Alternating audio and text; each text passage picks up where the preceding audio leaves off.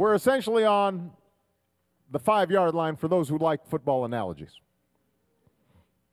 We've had to go into overtime, but we are now in the red zone. That's exactly right. We're in the red zone. We've got to punch it through.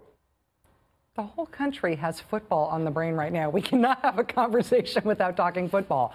In this case, what President Obama wants to punch through in overtime from the red zone on the 5-yard line is health reform. 60 years in coming. It has passed the House. It has passed the Senate. Democrats have huge majorities in both houses of Congress. And yet Beltway common wisdom keeps trying to say that it's dead now. If the president's New Hampshire town hall speechifying on health care was not enough to convince you that health care is not dead, consider also that the far right of the political spectrum is still speechifying on health care, too. Government takeover of health care is the crown jewel of socialism, and I will fight it until my last breath. Minnesota Republican Congresswoman Michelle Bachmann just yesterday still campaigning to kill health reform, which presumably she wouldn't be doing if the bill weren't alive. Health reform is alive enough that its opponents are still even inventing new conspiracy theories to use against it. Health reform was once, you'll recall, a secret plot to kill old people. Then it was a secret plot to hurt veterans. Then it was a secret plot to deny health care to all Republicans. If you can't get enough of the kooky conspiracy theories about health reform, I have some good news. Now, crazy health reform conspiracy theories are turning Japanese.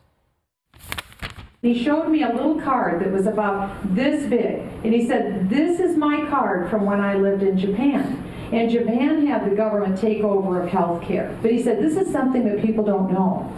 In Japan, people have stopped voicing their opinion on health care. He said it's because they know that they would get on a list and they wouldn't get health care. They wouldn't get in, they wouldn't get seen, and so people are afraid. They're afraid to speak back to government. They're afraid to say anything. Is that what we want for our future? That takes us to gangster government at that point. Michelle Bachmann warning that the Japanese were all secretly born in Kenya or something.